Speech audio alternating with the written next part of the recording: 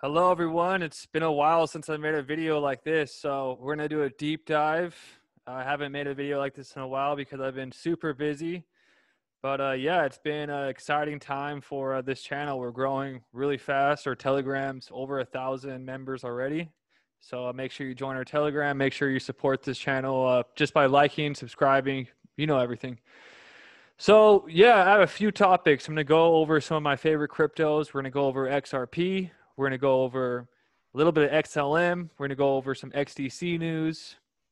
I have a new saying, XDC brings ecstasy. They kind of sound very similar. And then we have QNT news. And then we're going to go into some Peter Thiel deep dives and Palantir. So this is going to be, if you're into the deep dives, into the research, you're going to like this video. So let's start off with XRP. What's going on with XRP right now? What's the holdup? Gary Gensler got checked in. He's the new SEC chairman. Why hasn't he taken any action yet? We know he's a fan of XRP. We know he's a fan of Ripple and everything they're doing. I've showed you multiple clips of him talking in favor of Ripple. So why hasn't he dropped the case? Why hasn't he did a settlement? Well, if we look at this article here, Gary Gensler says he's awaiting on the direction from the U.S. Treasurer, the U.S. Treasury. That's Yellen is in charge right now. We know Yellen is friends with Christine Lagarde. Christine Lagarde is in a favor of regulating Bitcoin's funny business. That's an exact quote. And we know that Christine Lagarde said there's way better technology from the Bitcoins, like XRP. We know that Christine Lagarde has basically taken Brad Garlinghouse on dates to the biggest banks conferences in the world. So we know where they're head at. We know what they're doing behind the scenes, even if they're not telling us. In the Telegram group, I told everybody that 80% tax scare was total bogus. If you believe that, come on. You really believe? No one's that bad to tax you 80%. Like, they might as well just say, we're going to tax 100% of your profits. Like, that's how bad it was. If you fell for that and you got scared and sold, like, you must have not been watching my channel enough. That's why I encourage you, go back and watch all the earlier channels, all the older videos, because you'll know how to not be fooled by the media, because the media is fake news. So he's awaiting the direction from the U.S. Treasury. Let me show you some groundbreaking information that digital asset investor and most of us know, and I've already showed this in past videos, that it's registered as a virtual currency on the Federal Register. But FinCEN, U.S. Treasury finds Ripple in 2015, calls XRP a virtual currency. 2020 SEC brings a suit against them, calling XRP a security. 2021 SEC is going to point back to the Treasury. Like I said, Gary's going to go to the Treasury, and they're going to give SEC guidance. Is everyone taking crazy pills? So the Treasury has already gave it and called it a called it a currency. So it's all just a show. Let's watch. Now you'll see the actual news clip of everything that's going on. Just talked about. Necessarily going to start with the SEC, but it's going to start with Treasury. And as a matter of fact, when we asked Jen Psaki, the President Biden's press secretary, about crypto regulation, he pointed us to the Treasury Department. So clearly something is happening from Treasury. Is that your understanding, that it's Treasury that's going to give you guys the rules of the road going forward? Well, I should say that I speak for myself and not even the SEC, let alone the Treasury. We are an independent regulatory agency. So that's one of the complexities in the United States. There's so many different potential touch points from regulation to crypto, and I think that's been a difficult thing for people in crypto to discern and figure out that landscape. I will say that, within Treasury, FinCEN is a department that was looking at crypto, has been looking at crypto for many years now, was out early with guidance. And so I don't think that people are too surprised to see FinCEN involved, as there are potential AML, anti-money laundering, know your customer, bank secrecy act. So yeah, there you have it. If you remember when I actually brought this document up when the lawsuit first happened. Pull it up. So you go to federalregister.gov. Actually, Fit Alchemist showed me this. Shout out to him. Type in XRP. you'll see that remittance transfers under the Electronic Fund Transfer Act, Regulation E, platform support cross-border money transfers as well as virtual currency XRP, which can be used to affect settlement of those transfer. So it's already registered as a virtual currency. So the SEC is going to pass it over to the treasurer, and they're going to be like, we already declared it a currency. Like, what are you guys doing? It's a giant joke. And that's why I'm so flagrant with, like, my last video, I literally put SEC is a joke. Because anyone that's taking it any more serious than a joke, it's like they're kind of missing the whole point. It's literally a joke to distract the masses because they're probably buying. There's a whole new Doge token now, and there's a coin called Cum Rocket. There's all the types. People are chasing pumps while XRP is held down and ignored. That's how I see all this is happening. Breaking news. This is incredible news also because we know even if the SEC did some super corrupt shit and they were like, look, we don't want that, or the treasurer, if anyone ever decided, hey, XRP in America, we don't want you to play ball. 95% of XRP's business right now is overseas. It wouldn't affect us. It wouldn't affect us. We would at least know that where we stand, and we would be able to move forward as a company and just dominate international markets. We wouldn't have to waste so much energy on playing these games with the American markets. However, there's no way in hell the USA is going to lose the #1 FinCEN company in the world. There's no way. So that's why I always say it's all a show. Enjoy the show. Breaking news, Vietnamese billionaire, I can't say the name, CEO and president of Vietjet Airlines just announced she is on board and bought XRP, and all employees will receive XRP as their annual bonus. Go Vietnam. XRP is international. It's beyond borders. Everyone's going to be able to use XRP. It's an amazing technology, and it's very cheap, and it's effective. Has a use case. Let's move into some XDC. XDC brings ecstasy. Trillions of dollars in XDC is coming.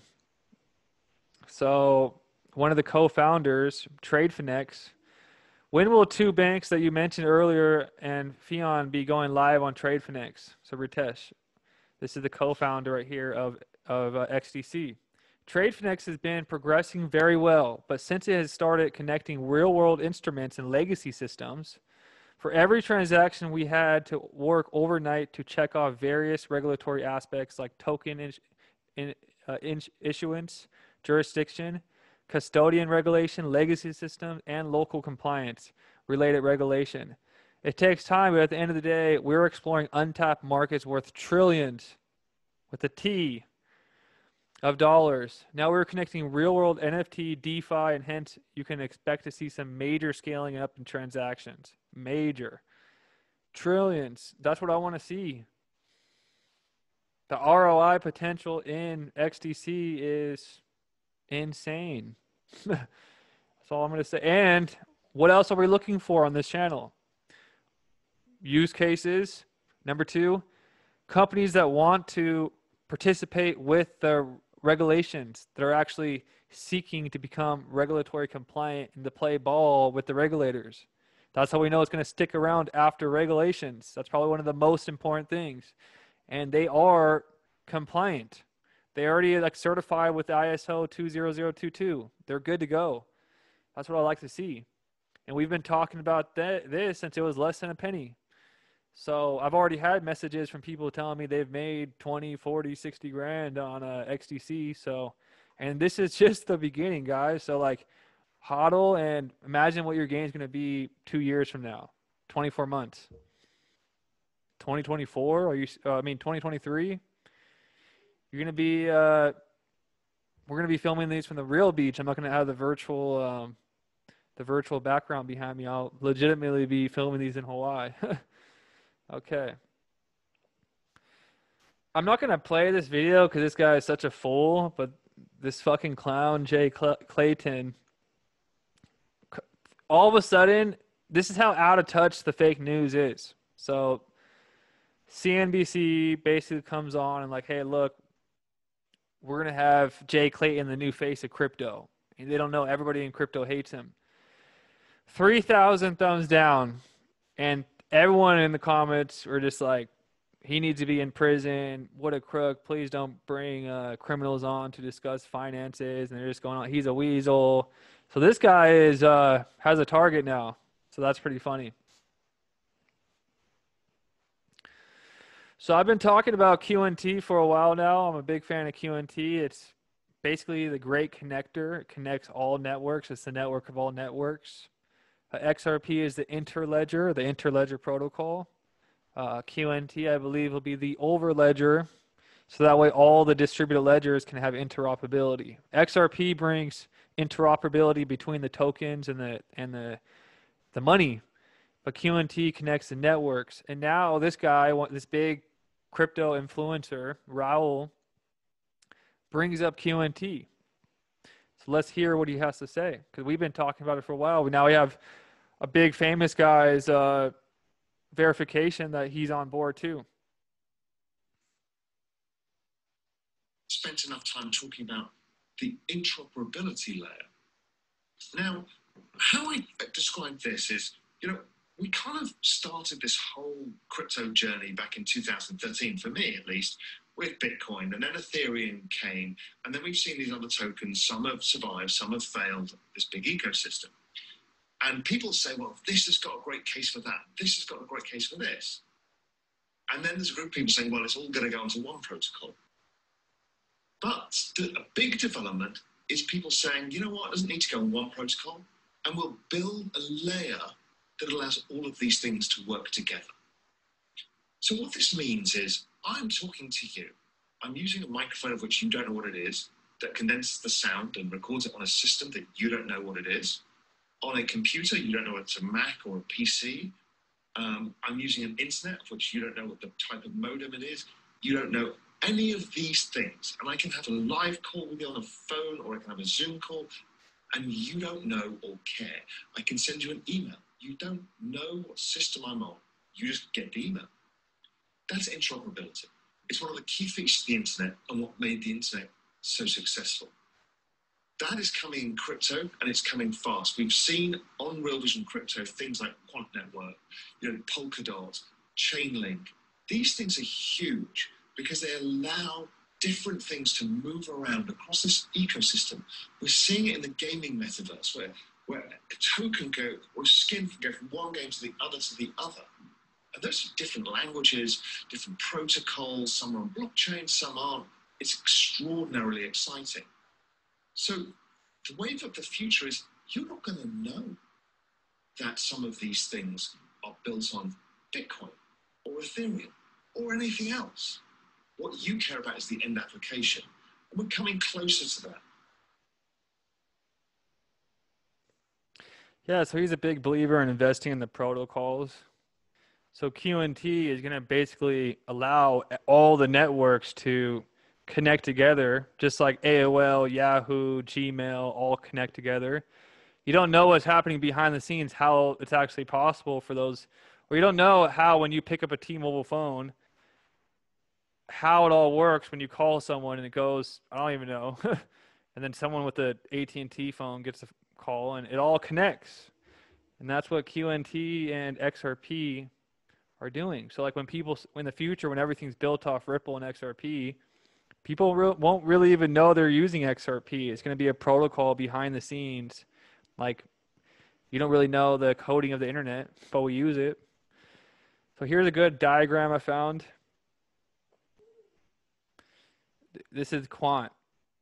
Quant's the overledger that connects XRP, Stellar, IOTA, RippleNet, Corda, Corium, Ethereum, the Hyperledger, Oracle, EOS, JPM Coin, Swift, all connects to the network of networks, the connector of QNT.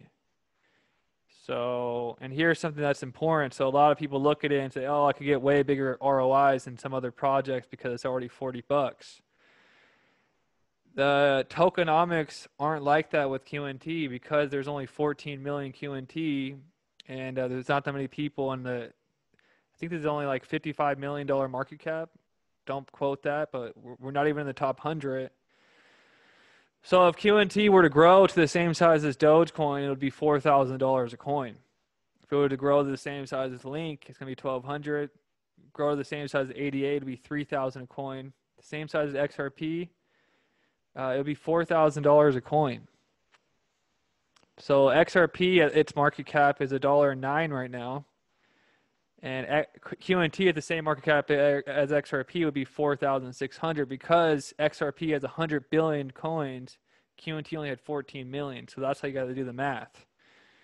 It's just because a coin is 1 penny doesn't mean it's going to go to thousands of dollars. That's why you got to actually do the math of how many are in existence. The reason XRP can go to thousands of dollars because of the size of the market it's going after. It's going after trillions and trillions and trillions of dollars. So it can go to what Arthur Brito programmed it to be, $10,000 a coin at the end of the day.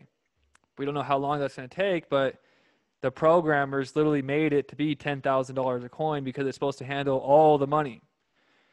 But that's how you have to look at it differently. So XLM has been making a lot of noise lately behind the scenes. This is something I want to point out. So Stellar, we've been stressing the importance of public-private partnership in developing regulatory policy around emerging technologies. That theme continues as we respond to draft guidance and regulating virtual assets and VSAPs. So at Stellar right now, we haven't seen much price action, but this is good. What we want to see is them setting themselves up for the future. A lot of coins are doing super amazing right now, but will they exist 10 years from now? We're focusing 10 years long term. The fact that they publish this, that they're working with regulators, that makes me super bullish. They're also really active. Leading crypto custodian Bitco is the first major custody provider on Stellar to support USDC. So they're having news. And like I said, I believe XLM is related to Starlink and SpaceX. SpaceX, XLM. I believe XRP is too. But if you see right here, it's all related to the constellations. Even their website itself, it's all about space, stars. That's why I believe it's connected to the satellites that SpaceX are shooting up into the sky, and this new Starlink internet broadcast from these satellites.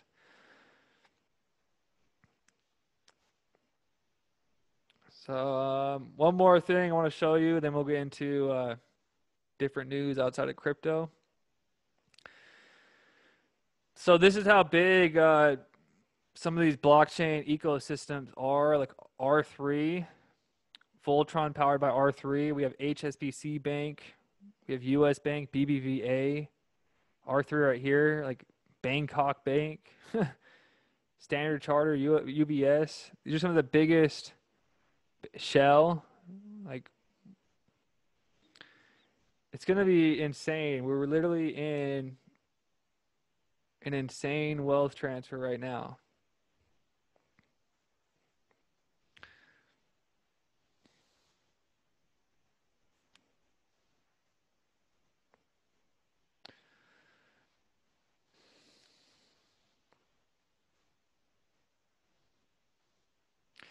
Yeah, so I think that's about it. Let's do one more thing on QNT.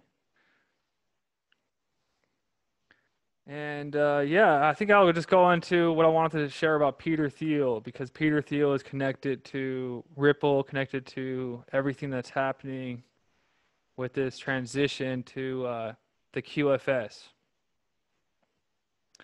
So let's play this video real quick. I'm going to show you guys this video so you get a little stance on his philosophy. Why would we ever think that they would be proud to help America, whether it's against China or just to help us in general? I wasn't surprised. I was horrified. Well,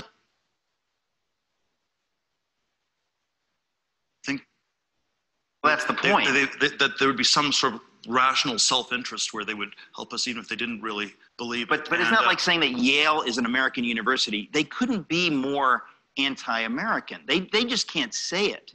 But their worldview is very hostile to what we think of as America. Yeah, I'm not going to disagree with you. I can't quite explain it. Maybe you know, I think sort of the way in which Silicon Valley is sort of a one-party state, and you know, they're sort of looking to ask questions why it has gotten as extreme as it has. And I think certainly a part of it links back to the university discussion, where Silicon Valley has the most educated workforce in the country, with the largest percentage of people who went to these top elite universities. And so somehow the Yale problem is a Silicon Valley problem at this point. They're the same thing. And from my point of view, you know, what's going on in these places is not that people are getting educated. They're just getting brainwashed. Yeah, well, there's no doubt about that. And I guess, so my question then sort of touches on Trump. It has thrilled me to see him, after decades of presidents ignoring these things, really shamefully ignoring a great threat, to see him deal with China and in a way seem to get that we need to deal with Google and others. Is that one of the reasons? Did you see any of that early on? Is that one of the reasons you supported Trump as publicly as you did? Well, I certainly think that the whole globalization project isn't quite working the way it's supposed to anymore. And you can sort of think of globalization I always think of it as, there's a lot of different ways to cut it, but one way to think of the globalization project is on 4 separate metrics. You have the movement of people, which is immigration policy. You have the movement of goods, which is trade. You have the movement of money, which is banking and capital markets. And you have the movement of ideas, which is the internet. And for, you know, a variety of reasons we can go into, we've sort of been invested in this globalization project, hook, line, and sinker as a country for many decades. And there's sort of all sorts of ways it hasn't quite been working for quite some time in at least the first 2, and maybe all 4 of these. And that, you know, perhaps the thing that the United States should do is that, you know, it should become the center of the resistance to the one world state. This is the country where the one world state stops. And you know, I can understand that there were libertarian, there were conservative reasons to believe in supranational structures at different times. You know, Margaret Thatcher, as late as 1979, still was pro-EU because she thought that the bureaucracy in Brussels would help her smash the labor unions in the UK. Yeah.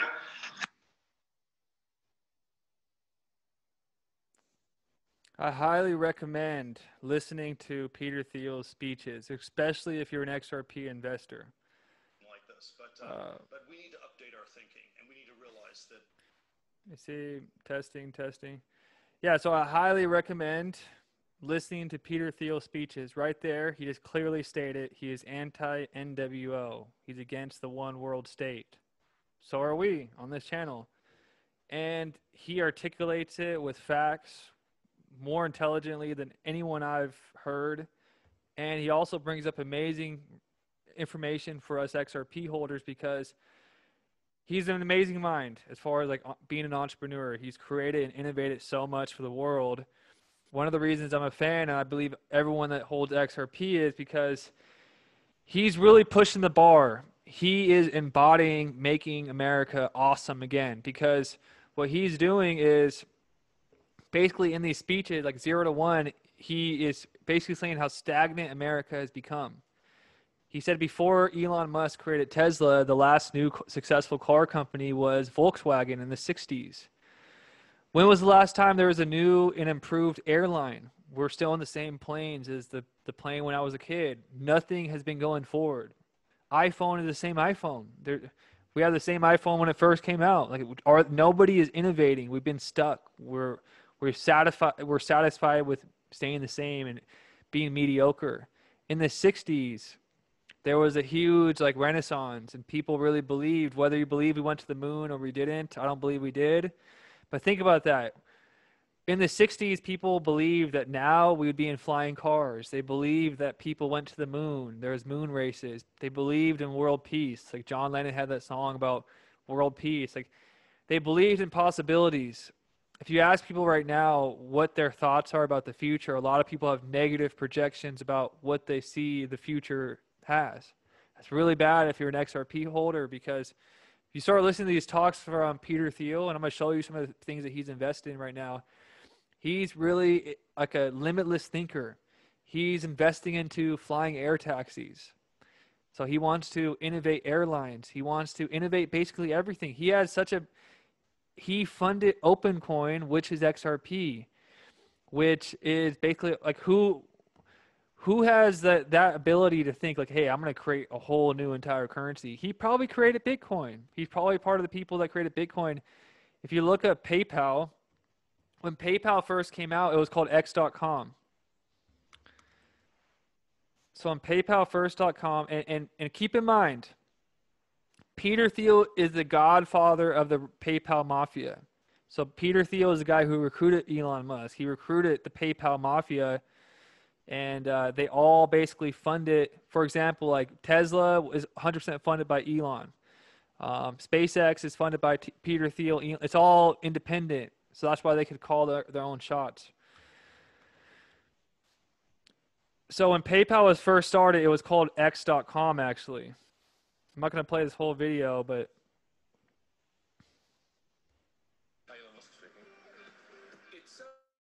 And Elon Musk anxiously waits for his golden payoff, his prize for paying his dues in the valley.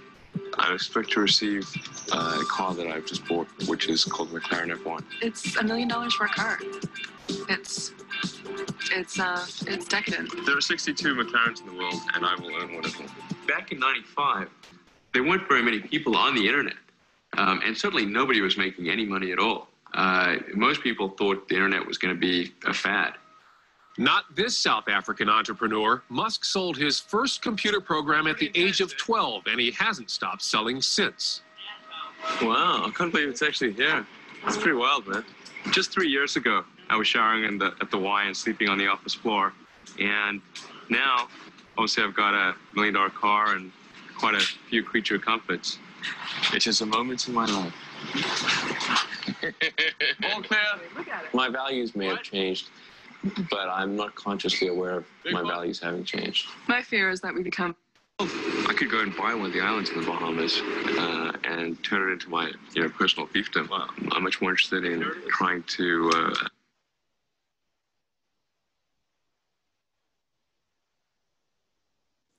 His license plate X422171. That's his license plate number. Build and create a new company. So this is an ATM. What we're going to do is transform the traditional banking industry. I do not fit the picture of a banker. X.com, this is... Raising $50 million is a matter of making a series of phone calls, and the money is there. I've sunk the great majority of my net worth into X.com, which is the new banking and mutual funds company on the internet that I've started. Big X. Exactly. X.com. I think X.com could absolutely be a multi-billion-dollar bonanza, because if you look at the industry that X is pursuing, it's the biggest sector of the world economy. Is that a McLaren F1? Yes. I wasn't planning on showing that video, but now you're seeing how all these dots are connecting, huh? In 1998, Peter Thiel had the PayPal Mafia read a book on cryptography. It was required reading. That info was passed to me by Alter Ego. Shout out to him if he's watching. Come on, can't wait for our show. Okay, so Palantir, this is also some of the philosophy. They believe, the Palantir director, we're Middle Earth warriors battling evil. So if you work for Palantir, that's the attitude. And everyone talks so much shit about Palantir. Palantir, that CIA-funded Silicon Valley creep house that funnels into humanity's data. Like, that's how they talk about it. They're scared of Palantir. And they have this whole concept right here called saving the Shire. Save the Shire, simply put, means to make the world we love and treasure a better place to protect it from terrorists, fraudsters, cyber spies through our software. The name Palantir comes from Lord of the Rings. A Palantir was a magical seeing stone that essentially let you see what was happening in lands far off the Middle Earth, equivalent of making sense of the world. The Shire was home of the hobbits, as you may recall from the story. The hobbits were reluctant heroes who didn't seek adventure or to leave their comfortable and idyllic Shire. They only did so because of existential risk. The forces of evil wanted to destroy the Shire and the hobbits. And so these very short humanoid-like creatures contributed to the mission in important ways. They were unconventional and odd-looking warriors, but they were all heart and fought violently for the force of the good.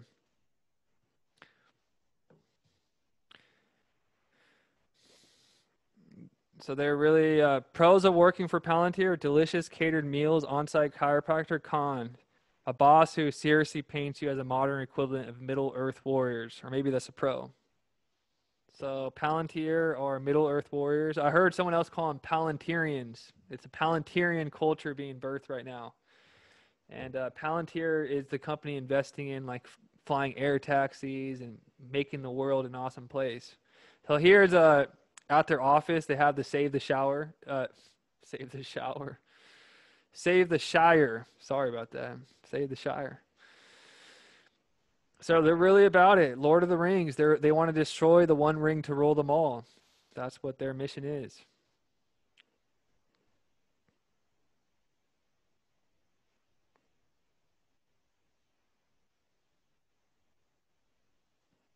So another thing, Palantir, this guy, General Flynn, helped create and assist Peter Thiel in creating Palantir and getting the contracts. Palantir Technologies, a Silicon Valley data analysis firm whose biggest customer in the federal government, looks posed a powerful ally in the Trump admin.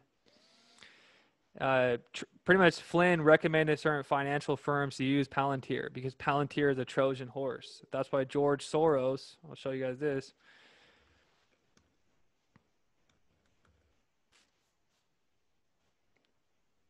believes that Palantir has shady business practices. I wonder why, because we have it all. That's what it means. We literally have it all. Another reason I'm a big fan of the gold standard is Peter Thiel is Ron Paul. Peter Thiel funded Ron Paul. Peter Thiel, there is virtue in the gold standard. He's a big believer in the gold standard. 17 said gold ends the Fed, right? What book did Ron Paul write? End the Fed. Ron Paul wrote End the Fed.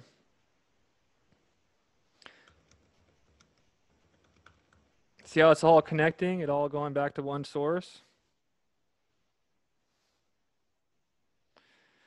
Peter Thiel is Ron Paul's billionaire sugar daddy. Peter Thiel's always supported libertarians even when he was in college.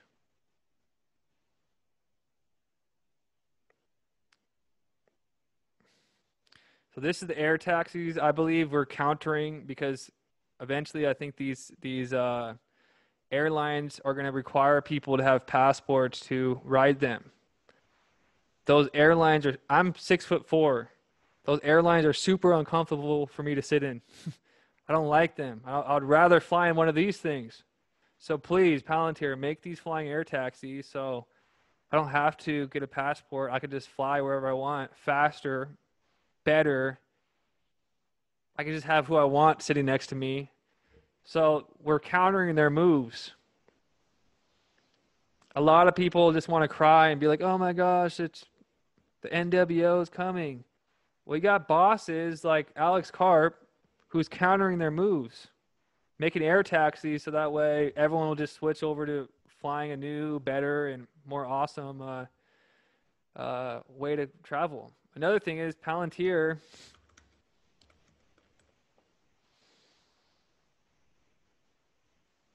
goes public after 17 years. Where is that article?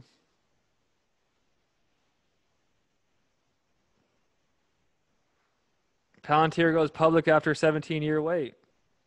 17. Also, we look at this news. Palantir Technologies could fall 17%. How many more coincidences?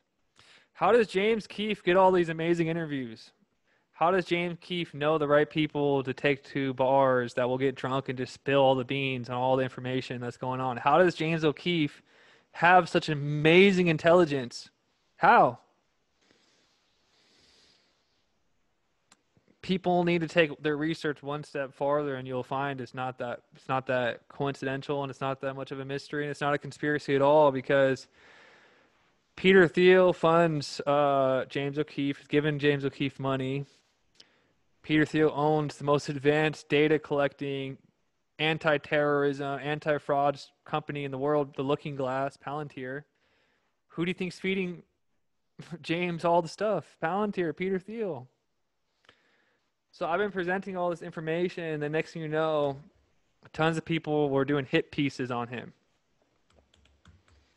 And I knew that we created ripple effects in the galaxy, because all of a sudden nobody talked about him, then everybody started talking about him. So in August of 2016, coincidentally, while he was campaigning for Donald Trump in the election, Gawker comes out with these hit pieces basically calling him a vampire.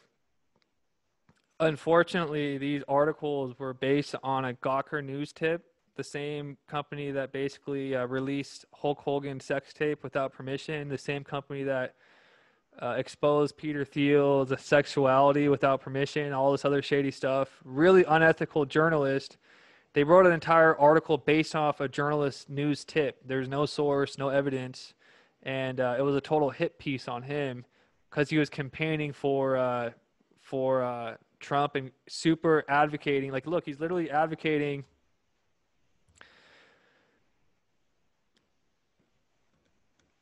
that Google is treasonous. His whole company, Peter Thiel says CIA should investigate Google for being treasonous. He's attacking some of the most powerful companies. So of course there's going to be hit pieces on him. Of course there's going to be all this fake news. He's also trying to cure a lot of diseases. He's the only one really out there. He's like, what the heck? How come we've been given all this money to cure cancer and there's been nothing in the past 50 years? He thinks that's stupid. He wants to solve that. And then people think that he's trying to cheat death just because he's trying to help people cure themselves and live longer. Like Graf says, like, who says we have to live 100 years? What if we were able to live 120? And we should have the free will choice to do that healthily and not live a life here on Earth with diseases. So I support that 100%. It all starts to connect. So remember Kanye West? He ran for president and he red-pilled all the never-Trumpers on new ways of thinking, and people are in uproar over Kanye West tweets about Donald Trump and Peter Thiel. So Kanye West connects. Who's on the orange team? Elon Musk, PayPal Mafia, Kanye West. They're playing roles in the awakening. They're delivering red pills, and I have some other videos for more in-depth research on why I support all this stuff. So that's it for tonight. This was a fun one. Tomorrow night we're doing the roundtable. Please leave a comment. Please subscribe. Please give a thumbs up. It helps this channel grow. And I'll see you tomorrow night at the roundtable, everyone. Peace.